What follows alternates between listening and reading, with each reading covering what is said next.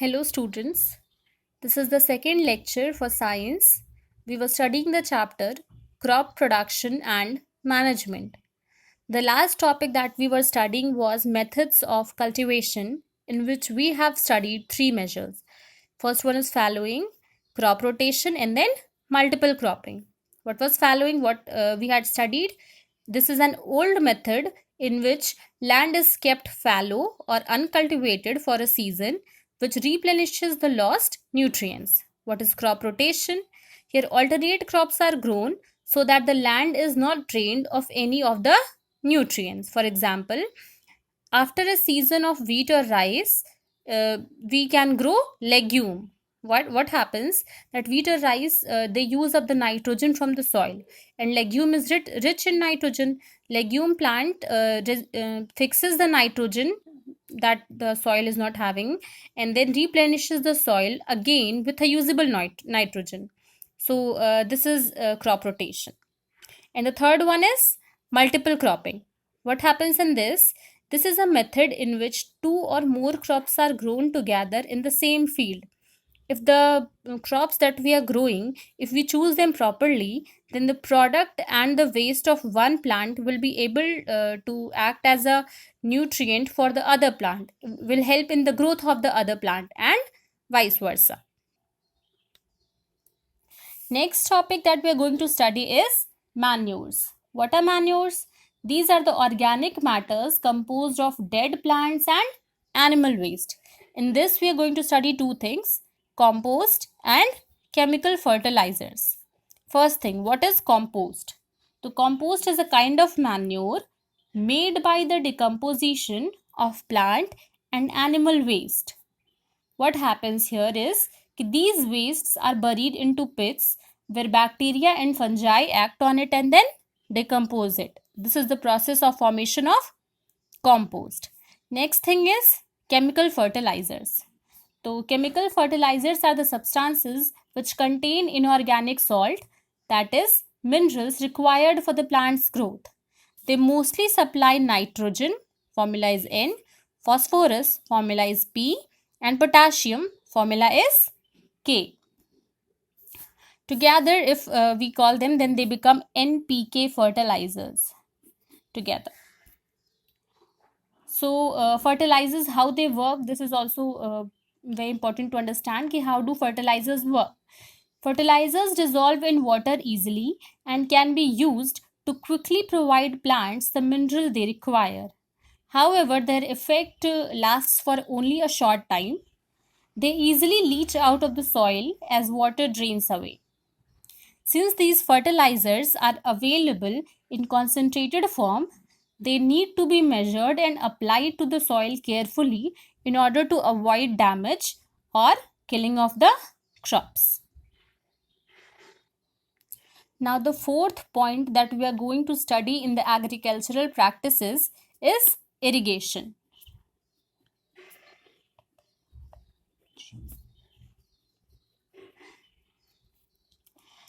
We know that some parts of the world do not receive enough rainfall for the crops to grow well.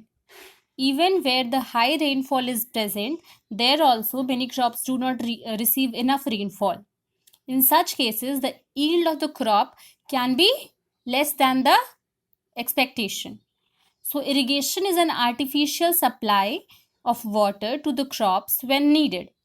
What is the meaning of irrigation? Irrigation means an artificial supply of water to the crops when required. Artificial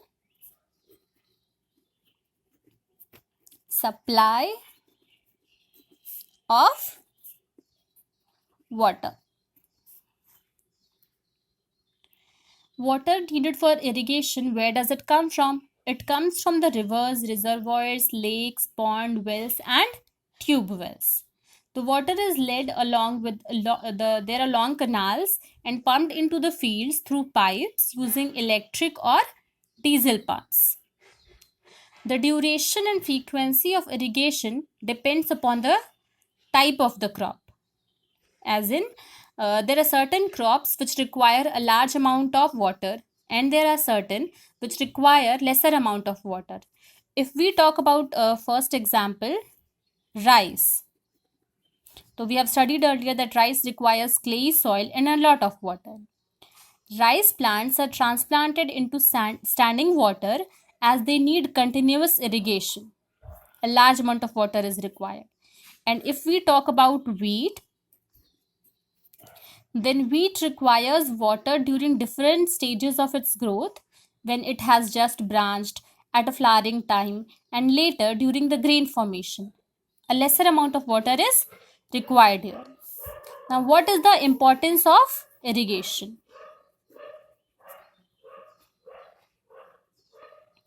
What is the importance? Why do we do irrigation?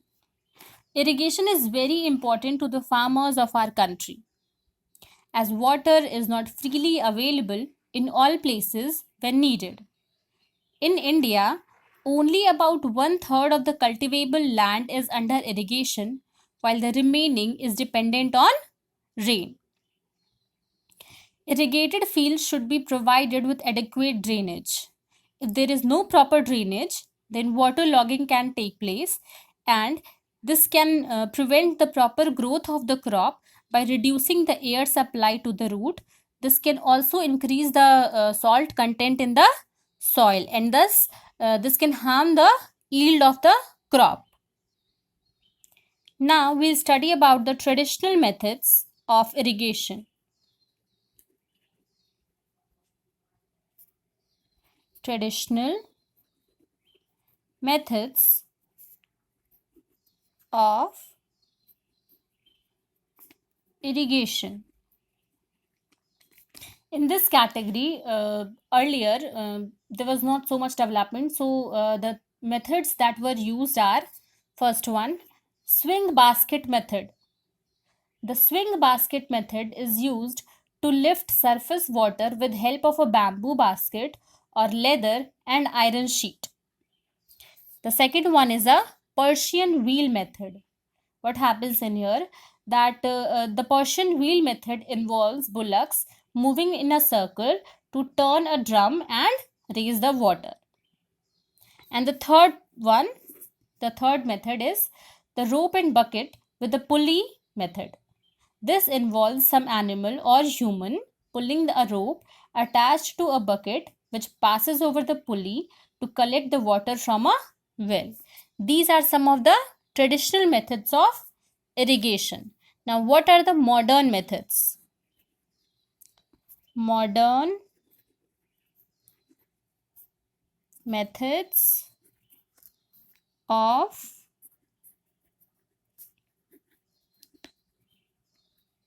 irrigation. Now, what are the modern methods? Now we'll discuss this.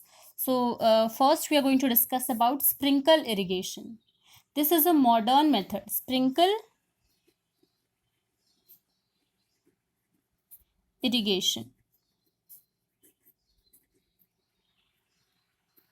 This is a modern method of irrigation in which water is sprayed to copy the natural rainfall.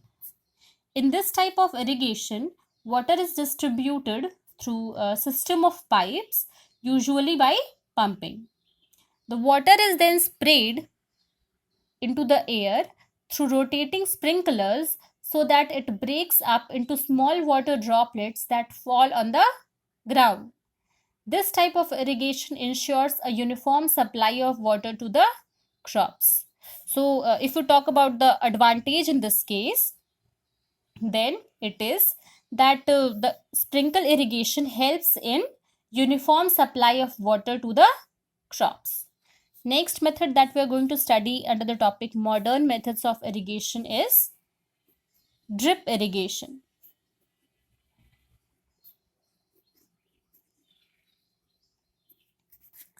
Drip irrigation is also known as trickle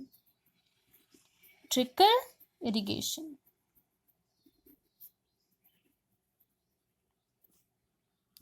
There should be no confusion with the names, because in some of the books it is given as drip irrigation, in some of them it is given as trickle irrigation.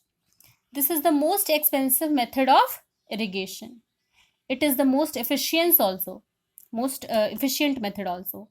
In this type of irrigation, water is transported through a network of pipes and valves to the plants. The water is either allowed to drip slowly onto the soil near the roots or is released slowly under the surface of the soil. Drip irrigation is an effective method of irrigating fruit and vegetable plants. This was the fourth topic, irrigation. Now the fifth one is weeding. Weeding is one of the most important step in the agricultural practices. What is weeding? What is the meaning? This is the removal of unwanted plants that grow with the crops. The unwanted plants that are growing along with our crop, required crop, those unwanted plants are known as weeds. So what is weeding? This is a process in which unwanted plants or weeds are removed which grow naturally with the crop. The property of weeds is that they grow very fast compared to the crops for water, mineral and sunlight. They also spread pests. Sometimes weeds can produce poisonous substances which can reduce the yield of the crop. So it is very important that we remove the weeds from time to time. If you want to take the example of these weeds, then we have many examples. Grass and wild oat is an example. There is one more example, Chenopodium. In Hindi, it is known as Bathua. So, this is one of the important steps because this can harm the plant after so much of the efforts that have been done. Weeding is a process. This can be done manually by removing the weeds by hands or by using a trowel or a harrow. Weeding can also be done by spreading weedicides. Weedicides. What are weedicides? Weedicides are also known as herbicides. These are spraying weedicides or herbicides. This can destroy the weeds but not the crops. This will not affect the crop. It will destroy only the weeds and the unwanted plants that have grown along with our required crop. For example, if we want to take an example of the weedicides, then Picol Ram is a example. Weedicides must be used with care as they are poisonous to humans. Therefore, grains and other crops must be washed properly before being consumed. The next step that we are going to study is protection of the crop. Protection of the crop. Crops are eaten or they can be damaged by the pests like rodents, rats or insects. So this is very important to protect the crop at this level. Locust are the insect, example of an insect. These are flies in swarms and what they eat? They eat leaves. They destroy vast areas of sugar cane and wheat plantations. Stem borers, these are also an example of insect, and they make hole in the stem. While termites, you must have heard of termites. What they do? They eat the roots of the plantation. 1/10 of a global crop production is destroyed by pests every year. Crops can also be attacked by microorganisms such as bacteria, fungi, and virus. This can reduce the yield of the crop by causing several diseases. For example, if we talk about fungi, then fungi can cause a disease called rust or smut in wheat. In potatoes, the disease caused by fungi is blight. Both bacteria and fungi can cause a disease called wilt in plants. In this disease, what happens? The tissues of the plant which transport water, they are known as xylem. So these tissues are blocked and hence the plant dies due to lack of water. So pests and microorganisms need to be eliminated by using chemical control and biological control, any kind of method, but the protection of crops is very important. So this is all about today, and from the next one we'll study about the chemical control and biological control in order to protect the crops. Thank you, class. Please go through the topic and revise it. Thank you.